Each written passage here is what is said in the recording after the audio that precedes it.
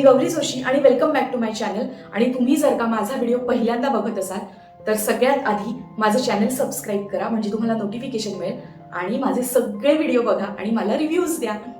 मी माझ्या सगळ्या social media हँडल्सवर म्हणजे इंस्टाग्राम, फेसबुक आणि यूट्यूब या तिन्ही हँडल्सवरती सतत काही ना काहीतरी पोस्ट करत असते. त्यामुळे मला येणाऱ्या रिस्पॉन्सेसवरनं, मेसेजेसवरनं मी असं ठरवलं की आपण आजचा विषय निवडूया, जेणेकरून माझ्या सोशल मीडिया फॅमिली मेंबर्सना मी ज्या विषयांवर बोलावंसं वाटतंय त्या विषयावर मी बोलले तर माझे सगळे फॅमिली मेंबर्स हॅपी होतील. म्हणून तर आपला आजचा विषय असा आहे की मला एकटं वाटतंय किंवा आय एम फिलिंग लोनली. कशामुळे? तर ब्रेकअप झाल्यामुळे, लग्न झालं असेल तर डायव्होर्स झाल्यामुळे, किंवा लिव्ह इन मध्ये राहत असू तर सेपरेट झाल्यामुळे रिलेशनशिपमधून.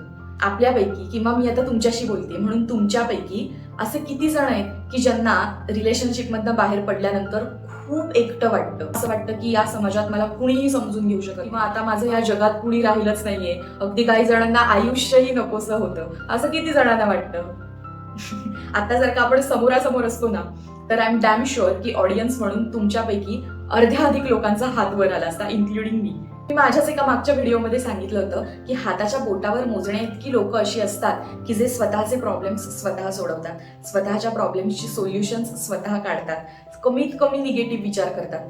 अशा लोकांबद्दल मला ह्यूज रिस्पेक्ट आहे, कारण असं बनण्यासाठी त्यांनी खूप विचार, वाचन, अभ्यास, मेडिटेशन केलेलं असतं. पण प्रत्येकाला जे जमतं असं नाहीये, आणि नॉट नेसेसरी की हे प्रत्येकाला जमलंच पाहिजे, कारण प्रत्येकाची समजून घेण्याची, अभ्यास करण्याची, एखाद्या गोष्टीला हँडल करण्याची क्षमता, कुवत ही वेगवेगळी असते. प्रत्येकाचा IQ वेगळा असतो. उदाहरणार्थ एखादा ऑलिम्पिक मधला प्लेअर असेल की जो गोल्ड मेडलिस्ट असेल, पण म्हणून तो इमोशनली एकदम स्ट्रॉंगच असेल याची काही गॅरंटी नाही देता येत. त्याचा कधीतरी इमोशनली ब्रेकडाऊन झालेला असू शकतो, इन फ्युचर होणार असेल. कारण हुशारी किंवा ऍथलेटिक असणं याचा अर्थ तुम्ही इमोशनली स्ट्रॉंग असालच ह्याची काही गॅरंटी देता येत नाही. एकटं पडण्याआधी आपण एकटे नसतो. म्हणजे नक्की काय असतं तर आपण एकमेकांवरती सतत अवलंबून असतो. अवलंबून असतो म्हणजे आर्थिकदृष्ट्या का?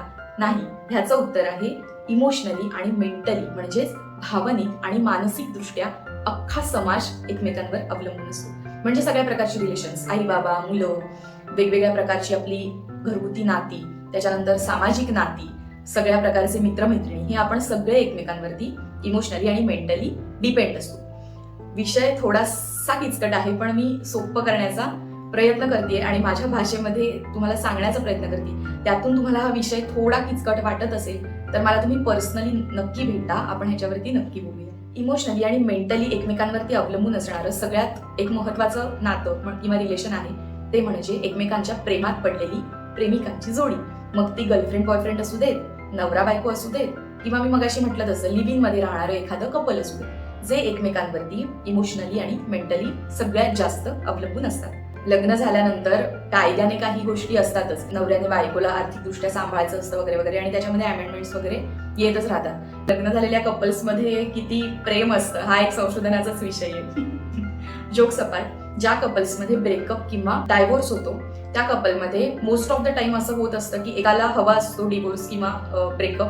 आपण एक सेपरेशन असा एक शब्द ठेवूया ह्या सगळ्यासाठी, ब्रेकअप किंवा डायव्होर्स म्हणण्यापेक्षा सेपरेशन. जे एकमेकांपासून सेपरेट होतात त्याला म्हणायचं सेपरेशन. तर ज्या कपल्समध्ये सेपरेशन होणार असतं तर बऱ्याचदा काय होतं ना की एकाला सेपरेशन हवं असतं आणि एकाला सेपरेशन नको असतं. खूप कमी केसेसमध्ये असं घडतं की म्युच्युअली सेपरेशन होतं, पण जास्तीत जास्त वेळेला असं होतं की एखाद्याला सेपरेट व्हायचं असतं, नसतं राहायचं रिलेशनमध्ये, आणि दुसऱ्याला मात्र रिलेशनमधनं बाहेर पडायचं असतं. तर आता ज्या व्यक्तीला सेपरेट व्हायची इच्छा असते ती व्यक्ती ऑलरेडी मेंटली तयार झालेली असते. त्या व्यक्तीला त्रास होणार नसतो असं नाहीये, हा, त्या व्यक्तीला त्रास होणार असतोच, पण तो ऑलरेडी मेंटली प्रिपेअर झालेला असतो, किंवा ती व्यक्ती ऑलरेडी मेंटली प्रिपेअर झालेली असते की आपल्याला सेपरेट व्हायचंय, आणि मग समोरच्याला ते सांगण्यात येतं की आम्हाला सेपरेट व्हायचंय. पण ह्याच्यात काय होतं, ज्या व्यक्तीला सेपरेशन नकोय ना ती व्यक्ती मेंटली आणि इमोशनली जास्ती कोलॅप्स होते, कारण तिला ते नको असताना सुद्धा ते स्वीकारावं लागतं आणि पुढे जावं लागतं. आणि अशा वेळेस ती व्यक्ती स्वतःच्या कोशात जाते, डोक्यात भलभलते विचार घेते, एकटी राहते आणि सतत एकटं राहण्याच्या जाणीवेमध्ये राहते. आजूबाजूला असंख्य लोक असून सुद्धा अशी खूप कमी लोक असतात, किंवा अगदी सेलिब्रिटीज वगैरे आपण म्हणूया असतात की ज्यांच्या बाबतीत असं घडतं की त्यांचं रिलेशन कुणालाच माहित नाहीये रिलेशनशिपमध्ये असलेल्या त्या दोन व्यक्तींना सोडून. त्यांच्या सामान्य लोकांच्या बाबतीमध्ये असं घडण्याची काहीच गरज नाहीये. डायव्होर्स असेल तर फॅमिलीजच इन्व्हॉल्व्ह असतात, त्यामुळे बऱ्यापैकी वेळेला फॅमिलीचा सपोर्ट आपल्याला मिळू शकतो. पण अदरवाईज रिलेशनशिप्समध्ये अगदी घरी नसेल माहिती तरी भावंडांना, मित्रमैत्रिणींना माहिती असतं. मग अशा वेळेस आता नाही बोलायचंय कोणाशी, मला आता कोणाशीही संबंध ठेवायचा नाहीये, असा डोक्यात राग घालून न घेता किंवा डिप्रेस न होता, फ्रस्ट्रेट न होता, जर का आपण ज्यांना माहितीये त्या मित्रमैत्रिणींशी बोललो, तर यासारखा सगळ्यात मोठा भारी ऑप्शन नाहीये माहितीये का. डिप्रेशन मध्ये जाऊन किंवा फ्रस्ट्रेट होऊन फक्त आपल्यालाच त्रास होतो. कारण समोरच्याला त्याची जाणीव असते का नसते हा खूप वेगळा भाग असतो, कारण तुमचा कॉन्टॅक्टच नसतो. असं होतं, मग मागे लागणं होतं, सतत कॉन्टॅक्ट करणं होतं आणि मग समोरची व्यक्ती आपल्याला परत काहीतरी बोलते आणि मग आपण परत फ्रस्ट्रेट होतो.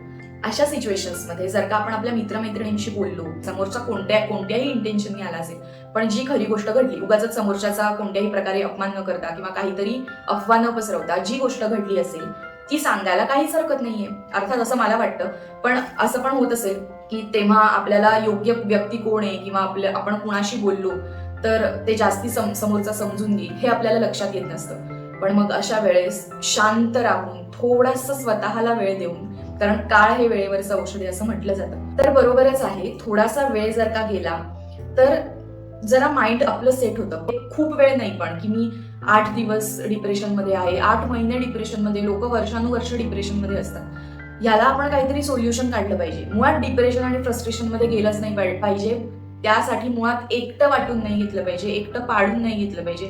अगदीच काही नाही तर काउन्सिलर्सना भेटा, सायकोलॉजिस्टकडे जा. आणि सायकोलॉजिस्टकडे जाणं म्हणजे काही आपल्याला वेड लागलं ही एखादी भावना आपण आपल्या डोक्यातून काढून टाकली पाहिजे. बरेच जण असे असतात की जे घरी किंवा मित्रमैत्रिणींमध्ये पर्सनल गोष्टी बोलायला कम्फर्टेबल नसतात. मग अशा वेळेस आपण काउन्सिलर्सकडे जावं किंवा सायकोलॉजिस्टकडे वगैरे जावं किंवा मेडिटेशन करावं, कॅम्प्स असतात तिथे जावं. ब्रेकअप होणं हे एक साधारण आपण 16 वर्ष ते एक साधारण 30 वर्ष असा समजा एक वयोगट धरला किंवा 35 वर्ष असा वयोगट धरला तर हा आपला करिअरच्या दृष्टीने सुद्धा खूप महत्वाचा वेळ असतो. या वेळामुळे किंवा या गोष्टीमुळे आपल्या करिअरवर परिणाम होणार नाही ना, ही आपल्याला जाणीव असणं खरंच गरजेचं आहे.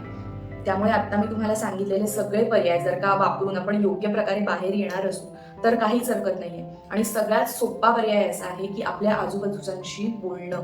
बोलून बोलून बोलून बोलून ती गोष्ट इतकी गुळगुळीत करायची ना की पुन्हा आपण जेव्हा एक 15व्यांदा बोलू तेव्हा आपल्याला ती एक आपण स्टोरी सांगतोय असं वाटलं पाहिजे. आणि असं वाटतं, ट्रस्ट मी.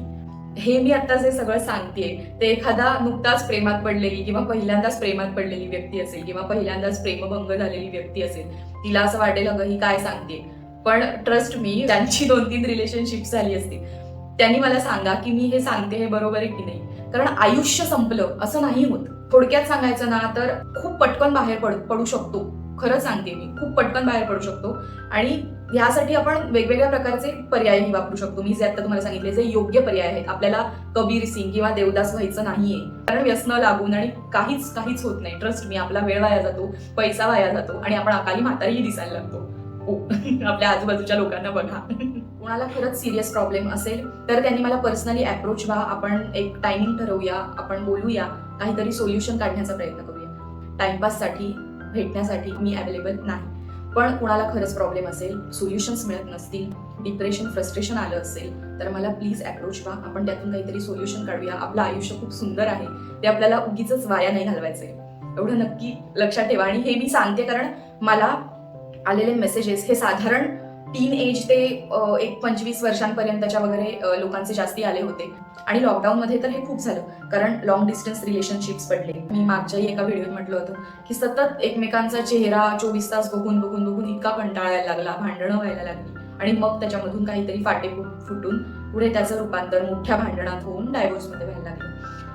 असे बरेच प्रॉब्लेम्स होते. तुम्ही मला असंच काही ना काहीतरी सजेशन्स देत राहा. अभ्यास करून मला जेवढं आकलन होईल तितकं मी तुम्हाला सांगण्याचा प्रयत्न करेन. त्यातून तुम्हाला काही शंका असल्या तर तुम्ही मला नक्की विचारा. So thank you so much. आणि सबस्क्राईब चॅनल आणि मला इन्स्टा आणि फेसबुकवरही फॉलो करा. Bye bye.